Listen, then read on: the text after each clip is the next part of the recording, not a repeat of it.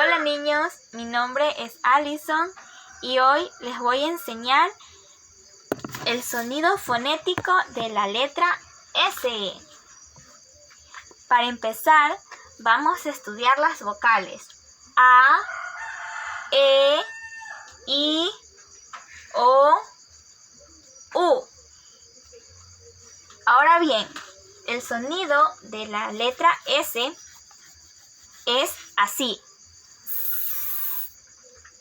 El sonido similar al que hace una serpiente. ¿Cómo hace una serpiente? Muy bien, ahora vamos a ver cómo suena la letra S junto a una vocal. La S con la A, sa. La S con la E, se. La S con la I, si. La S con la O, so. Y la S con la U, su. Muy bien, niños. Ahora vamos a ver algunas palabras que empiezan con sa. Sa de sandía y de sapo.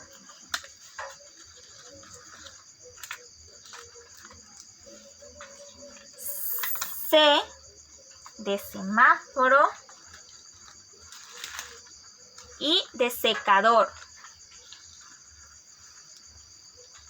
Si de sirena y de silla.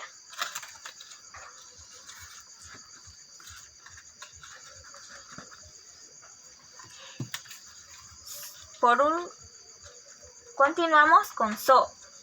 De sopa, sol y por último la letra su. De suelo, subir y sumar. Muy bien, niños, esto ha sido todo por hoy. Muchísimas gracias. Espero que les haya gustado y no olviden estudiar el sonido de la letra S.